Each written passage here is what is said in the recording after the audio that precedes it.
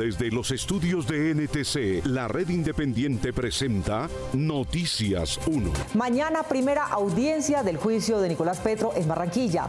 Extraditado el funcionario del puerto de la DIAN en Buenaventura, cuya corrupción quedó expuesta con los excesos de su hija en redes sociales. Al presidente del Congreso no le gustan las preguntas incómodas. Agredió a reportero de Noticias 1. Y en los deportes, Mauricio Posada. Mónica, Millonarios remontó contra América y suma 6 puntos en el cuadrangular B. Sin Deiber Machado por lesión, Colombia llegó a Asunción para el duelo contra Paraguay. Inalcanzable. Novak Djokovic cerró la temporada ganando el título del ATP Finals. Y aquí está, esta es la imagen del día. Javier Milei, un ultraderechista, ultracatólico y duro opositor a los derechos de las mujeres, es el nuevo presidente de Argentina. Lo eligió hoy un 55% de los argentinos sobre el ministro de Economía del actual gobierno, Sergio Massa. Milei llega a pesar de su falta de formación por la crisis social y política del peronismo, que lleva 3 jefes de Estado en línea. Milei se hizo conocido por sus excentricidades y por el uso de un lenguaje procaz y amenazante. Los expertos ven en su elección un salto al vacío que profundizará la crisis económica del país austral. De esta historia hablaremos hoy.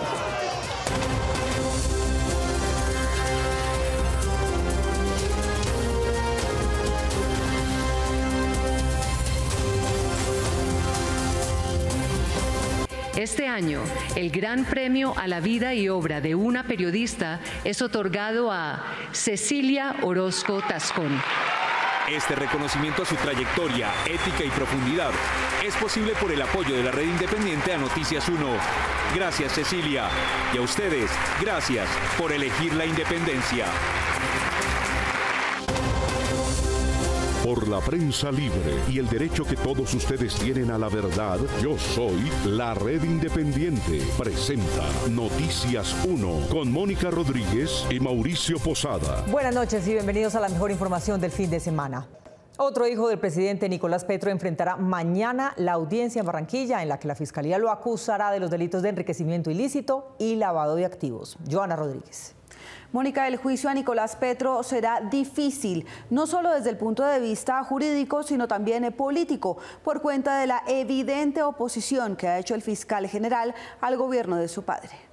El hijo del presidente Petro, Nicolás, asistirá mañana a la audiencia ante un juez de Barranquilla en la que el fiscal Mario Burgos lo acusará formalmente de los delitos de enriquecimiento ilícito y lavado de activos que habría cometido cuando se habría apropiado de dineros entregados a la campaña de su padre cuando este era candidato presidencial. Para el año 2022, el señor Petro Burgos solo contaba con 280.331.394 pesos, por lo que existen 1.053.911.056 pesos que no son producto de su labor como diputado, y al no haber reportado ni encontrado otra actividad económica legal irregular que le genere ingresos ni apalancamiento financiero, estos se repuntan como un incremento patrimonial injustificado. La investigación contra el hijo de Petro ha sido accidentada, primero y con el asesoramiento de unos abogados que rápidamente tuvieron que renunciar a su representación. Nicolás aceptó colaborar con la justicia a cambio de incriminar en los hechos al mandatario.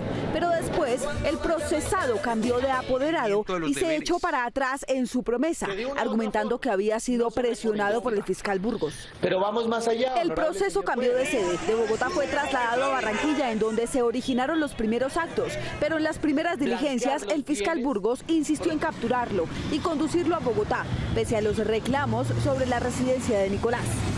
El fiscal Burgos es el mismo que hoy está siendo investigado por la Comisión de Disciplina Judicial por 2 actuaciones. Primero, la filtración de los videos del interrogatorio a Nicolás, que solo tenía su despacho. Segundo, por las preguntas que el fiscal le hizo sobre el presidente Petro, que tiene fuero y por lo tanto, Burgos no puede interrogar a nadie sobre el mandatario. Si se filtra alguna cosa es por alguno de nosotros. Un investigador que ha trabajado con el fiscal Burgos en el caso Nicolás Petro y quien responde a la identidad de Víctor Alonso Forero Cortés, hoy fue mencionado por el periodista Daniel Coronel como el mismo que intentó callar a 2 denunciantes de la corrupción interna de la Fiscalía en Buenaventura. El proceso contra Nicolás Petro está siendo vigilado por la Comisión Interamericana de Derechos Humanos, ante la cual los abogados del hijo del presidente presentaron queja de parcialidad política del fiscal general Francisco Barbosa en contra del gobierno de Gustavo Petro. La corrupción y la impunidad no son nuevas en las aduanas de Buenaventura. Esta semana fue extraditado Omar Ambuila, ex jefe de control de carga en el puerto y expuesto públicamente por la riqueza desmedida que su hija exhibía en Estados Unidos. Enrique Tapias. Mónica Ambuila deberá responder ante el Distrito Medio de la Florida por adelantar transacciones financieras prohibidas y por ocultar sus ganancias y activos a impuestos de ese país. Su esposa e hija, también capturadas en 2019, están en libertad en Colombia por vencimiento de términos. Este es Omar Ambuila, jefe de control carga de la DIAN en Buenaventura durante 28 años, un poderoso puesto que permite o prohíbe el ingreso de mercancías al país. Ambuila venía siendo seguido por la DEA y el Servicio de Migración y Aduanas ICE de los Estados Unidos por su inusitado enriquecimiento y el de su familia. Por los delitos de lavado de activos. Su esposa Elba y su hija Jenny también estaban en la mira. En marzo de 2019, Ambuila, su esposa y su hija fueron capturados. En su vida sospechosa se puso en evidencia cuando Jenny Ambuila, la hija del exfuncionario, exhibía una vida de lujos en Estados Unidos gracias al dinero ilícito que le enviaba su papá desde Colombia. El Lamborghini, el Porsche, las joyas, las carteras de marca y los demás lujos quedaron en manos de las autoridades en Miami tras la captura de la familia en Cali. Numerosos testigos describieron el modus operandi de las actividades ilícitas de Ambuila. Ellos están cobrando alrededor de unos 60-70 millones por contenedor de 40 pies y 50 por contenedor de 20. Según este documento de la Corte Federal del Distrito Medio de la Florida, el exagente de la DEA José Irizarry, que hizo un acuerdo con la justicia de su país al reconocer que lavó cerca de $7 millones de la mafia, reveló que en 2013 su esposa, Natalia Gómez, le enviaba dinero en Miami a una mujer a través de operaciones ficticias fruto del lavado de activos. El 26 de diciembre de 2013, Gómez hizo una transferencia de $11.000 a la hija de un funcionario corrupto del gobierno colombiano, disfrazado como una transacción comercial con una empresa fachada de la Florida, NGI Global Export. Esa hija de un funcionario corrupto era Jenny, que exhibía desvergonzadamente todas sus riquezas. 4 años y medio después de ser capturado, Omar Ambuila fue extraditado esta semana. A Ambuila le espera una pena mayor en su contra por llevar a cabo transacciones ilícitas para enriquecerse en el sistema financiero de ese país. En su periplo por las universidades de todo el país, esta semana Uribe estuvo en la Bolivariana de Medellín. Ante la audiencia de estudiantes de la Facultad de Derecho, repitió la defensa política del proceso penal en el que su posición y la de la Fiscalía ha sido judicialmente rechazadas por magistrados y jueces. Presidente Uribe. En otra de sus visitas a las universidades del país para intentar convencer de su inocencia en el proceso penal que se sigue en su contra por soborno a testigos a los estudiantes de Derecho, el expresidente Uribe estuvo esta semana en la Universidad Pontificia Bolivariana de Medellín, sexto centro de educación superior que le presta sus salones para exponer los argumentos políticos más que los judiciales de su defensa, sin tener una contraparte ni quien contrapregunte. Traerme a mí aquí, anunciarme a mí es como anunciar el diablo. O sea que muchas gracias. Muy complacido con la visita, el expresidente ingresó haciendo chistes sobre su presencia.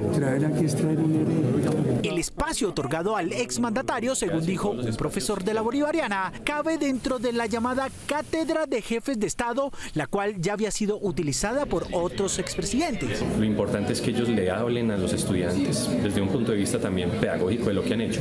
La diferencia evidente es que los otros expresidentes que fueron a la Bolivariana emplearon el tiempo en temas nacionales, no en su propia defensa en un proceso judicial todavía en curso. Que yo hacía eso para engañar a la justicia. Uribe, fiel a su argumentación del pasado, continuó atacando a los jueces y magistrados que han tomado decisiones que no lo favorecen. A la Corte Suprema.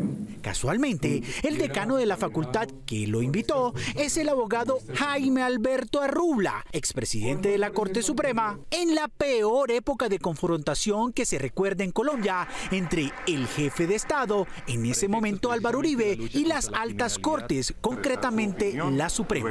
No hago referencia referencia ninguna a sus comentarios. Era la época en que se encontró que por orden de la Casa de Nariño, la Corte y sus magistrados fueron espiados, seguidos, sus comunicaciones interceptadas y sus deliberaciones grabadas clandestinamente. Esta imagen que pudimos grabar mientras las directivas de la universidad lo permitieron muestra que Uribe no saludó a Rubla. Después de casi 2 horas y media de intervención, Uribe bajó del escenario. De Noticias 1, ¿cómo está?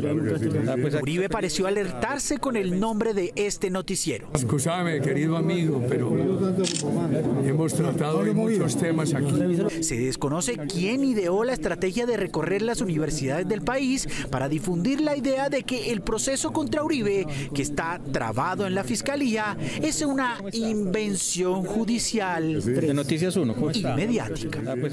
El gesto agresivo del presidente del Congreso y cabeza del clan Name contra Noticias 1 fue secundado por uno de los policías que él considera a su servicio y una de sus seguidoras, Miguel Ángel Peñaranda. Mónica, el senador Name se molestó por una pregunta sobre su presunto favorecimiento en la Fiscalía y luego de su gesto, uno de los policías le lanzó una patada a nuestro camarógrafo, haciéndonos recordar otros ataques físicos que hemos recibido en el teórico templo de la democracia. Esperamos mejorar, no ser perfectos. El jueves pasado, al término de un foro organizado por el presidente del Congreso, el senador por el partido Alianza Verde, Iván Name, familiar de un clan político barranquillero de ese mismo apellido, se molestó con Noticias 1, que lo abordó para formularle varias preguntas de actualidad. ¿Estos foros que ustedes han planteado aquí en el Congreso? Contestó la primera sí. Bueno, termina con la exposición del pensamiento y la opinión de todos los sectores y los vamos recogiendo para ir aproximándolos y viendo cómo avanzamos en el trámite. Pero intentó frenar el derecho de información con un gesto agresivo. Exactamente. Senador, pero quería preguntarle sobre... Nuestro reportero insistió con el fin de cumplir con su tarea periodística y le preguntamos sobre 2 investigaciones por corrupción electoral que involucran su nombre. Senador, pero quería preguntarle sobre las presuntas investigaciones que le han dicho en los medios de comunicación de presunta corrupción electoral. Muy molesto, contestó devolviendo el interrogante. Averígüela usted. No, si quiere preguntar por ellas, averígüela. No, pero le estoy preguntando al senador. El vocero de la rama legislativa, en evidente gesto de agresión, se mantiene en silencio e ingresa a su despacho. El patrullero Felipe Blandón, quien hace parte de su grupo de escoltas, nos cerró la puerta en la cara e intentó impedir que el camarógrafo continuara grabando, al parecer poniéndole una zancadilla. Comandante, cuidado con la patadita, ¿no? Una mujer que al parecer es conocida en el Capitolio empujó también el equipo periodístico. No es la primera vez que Name rechaza Noticias 1. Según documentos en nuestro poder, en la Fiscalía hay testimonios en un expediente por corrupción electoral en contra de Iván Name, pero extrañamente el ente investigador no ha compulsado copias a la Corte Suprema por el fuero que lo cubre. Los soldados colombianos deben ser capaces de discernir si una determinada orden recibida viola o no la ley colombiana y, en el segundo caso, negarse a cumplirla, según la instrucción que el comandante de las fuerzas militares envió hoy a los generales y almirantes. Sin referirse concretamente a un caso particular, pero en coincidencia con una denuncia periodística sobre el supuesto abuso de los sistemas de inteligencia y contrainteligencia militar, hoy el comandante de las Fuerzas Militares, general Helder Fernán Giraldo, en su acostumbrado mensaje de los domingos vía WhatsApp a todos los generales y almirantes de las fuerzas, recalcó enfáticamente que ningún miembro de la institución puede impartir órdenes que conlleven la comisión de delitos. Si hay una orden que se salga de lo legal, no se debe cumplir por ninguna circunstancia. Toda orden debe ser legítima, coherente, precisa y clara. El general Giraldo recordó que es un deber legal denunciar a los miembros de las fuerzas militares de cualquier grado que ordenen actos que impliquen la violación de la ley u omisiones de la misma.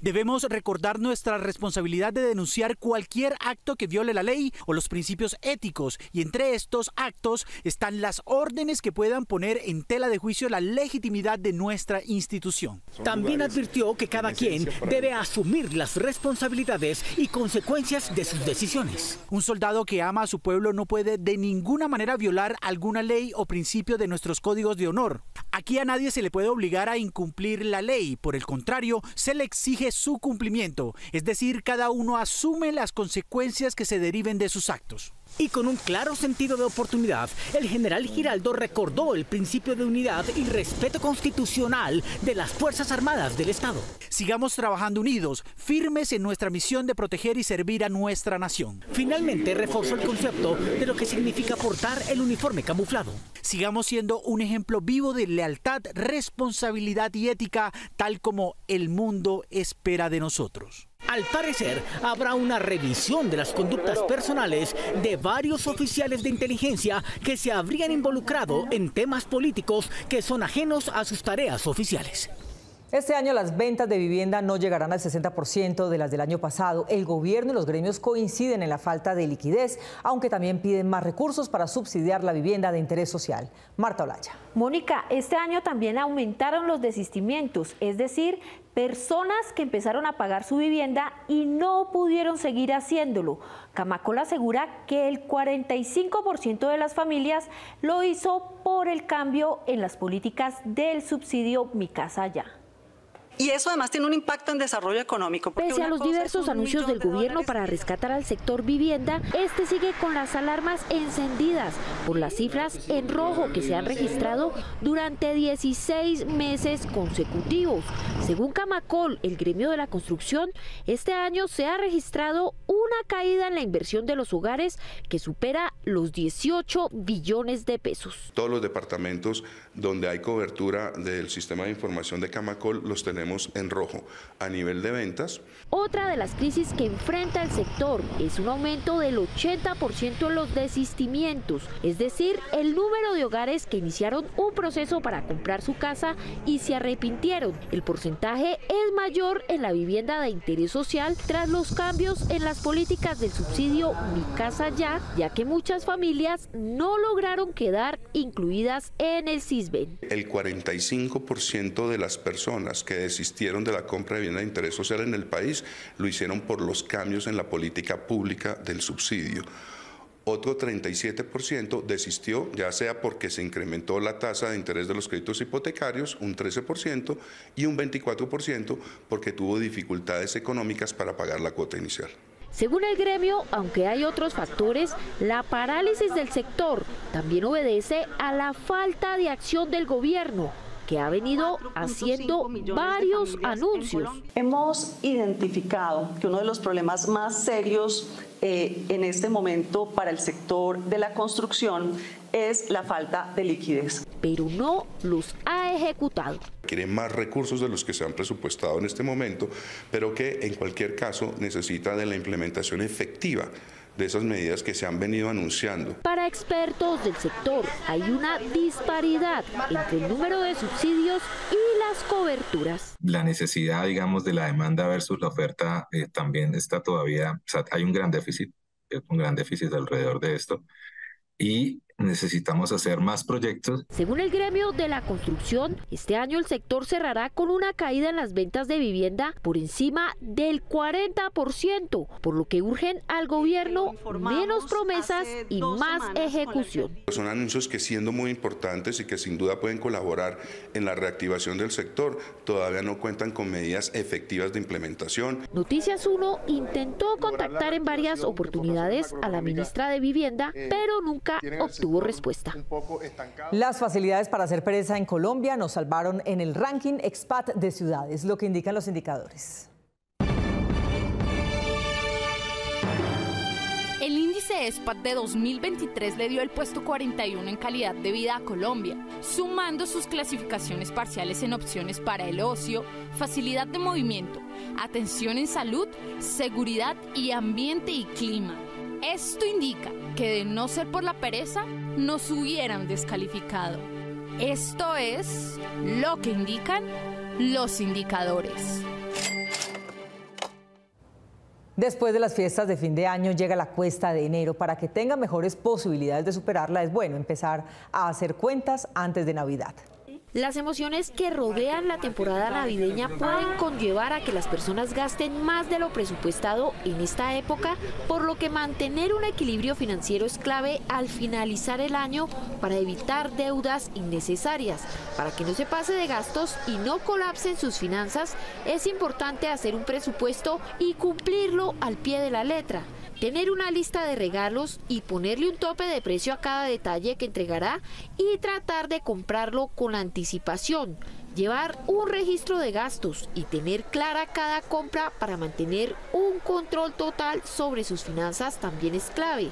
Y por último, cuente con un ahorro previo para los gastos adicionales como invitaciones, paseos y asados para que no se saturen sus finanzas.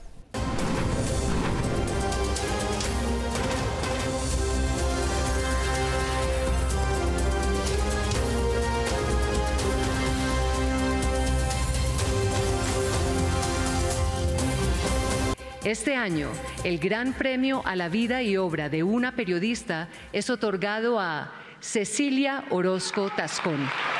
Este reconocimiento a su trayectoria, ética y profundidad es posible por el apoyo de la red independiente a Noticias 1. Gracias, Cecilia. Y a ustedes, gracias por elegir la independencia.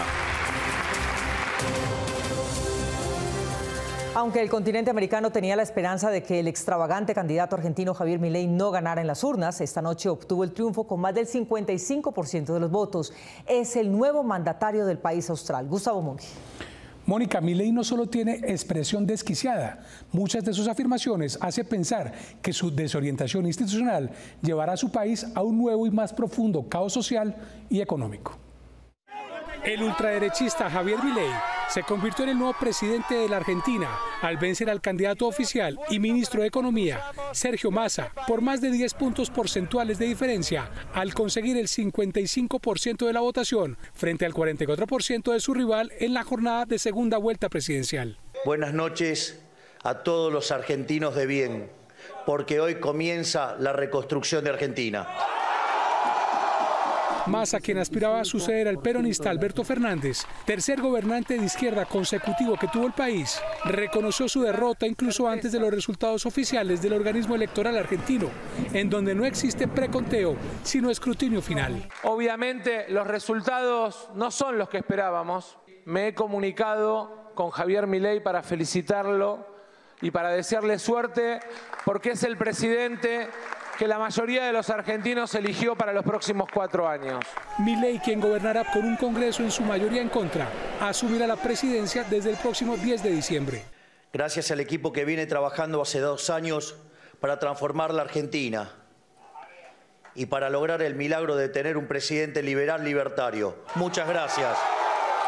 El ultraderechista, quien no tiene trayectoria política, encontró un terreno fértil para su elección presidencial como consecuencia de la inflación de casi el 140% y un ambiente negativo frente a las políticas del actual gobierno, que le apostó a la industria local y a la protección del empleo y la educación pública. Garantías sobre el funcionamiento político, social y económico de la Argentina es responsabilidad del nuevo presidente, del presidente electo. A Milei se le recuerda en campaña por portar una motosierra que la usó para significar su recorte al gasto público al proponer fusionar ministerios y reformar los sistemas de salud y educación, eliminar el Banco Central y dolarizar la economía.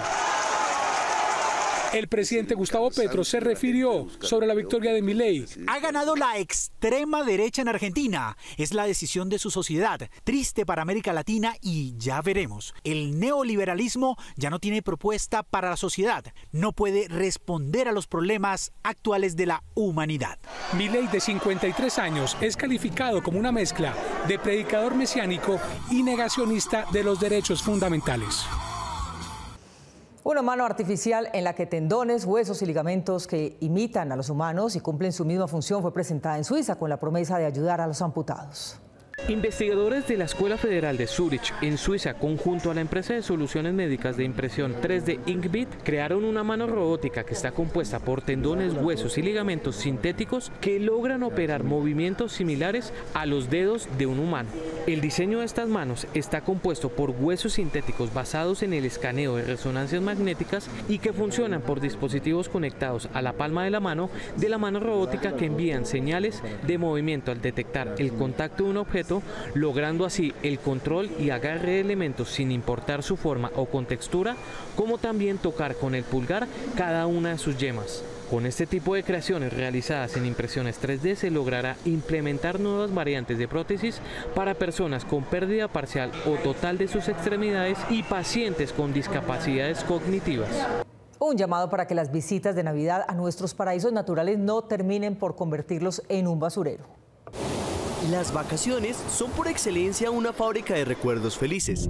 Lo oscuro de sus recuerdos son el mar con peces, los paquetes vacíos de comida en el bosque, la playa llena de envases desechados de bebidas.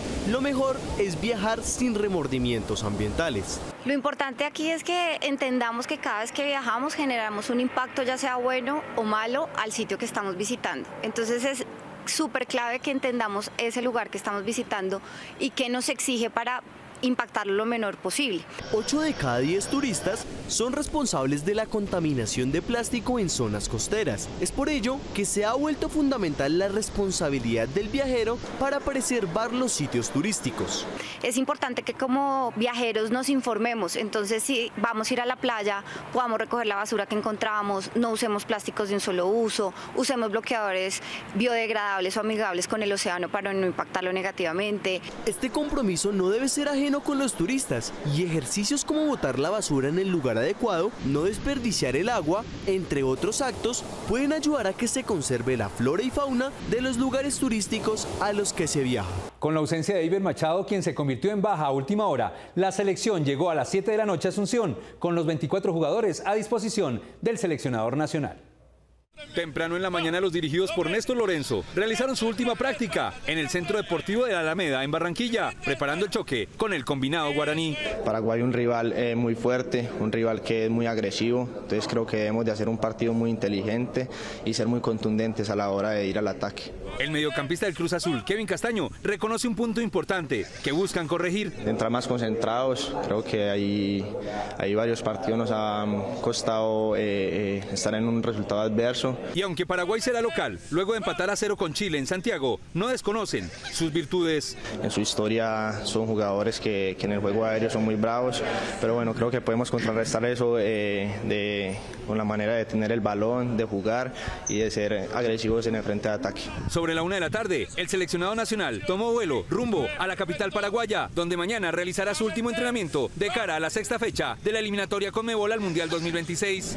Entre tanto, los dirigidos por Daniel Garnero entrenaron a puerta cerrada en el Defensores del Chaco, sede del partido ante Colombia. Jugando el local, yo creo que Colombia tiene un momento muy bueno, pero yo creo que es el momento de nosotros también mostrar a todos que tenemos condiciones de ganar a Colombia o a cualquiera. Los jugadores del Albirroja, que pierden por expulsión al lateral Robert Rojas y recuperan a su delantero Adam Vareiro, destacan su empate con Chile. El punto nos puede servir, pero también ahora va a servirnos mucho más si sacamos los 3 puntos de local. El juego entre guaraníes y colombianos lo dirigirá el venezolano Jesús Valenzuela.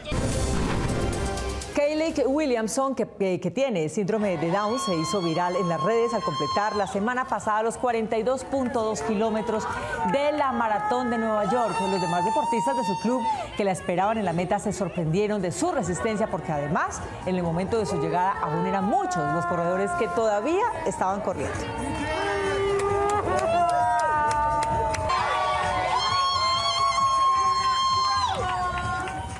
Nos vemos en las redes sociales el próximo sábado aquí en Noticias 1 con las mejores noticias del fin de semana. Ustedes, como siempre, gracias por elegir la independencia. Feliz noche.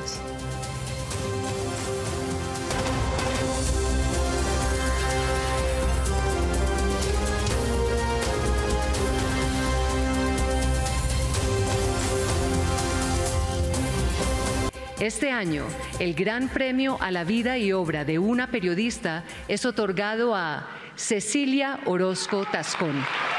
Este reconocimiento a su trayectoria, ética y profundidad es posible por el apoyo de la red independiente a Noticias 1. Gracias, Cecilia. Y a ustedes, gracias por elegir la independencia.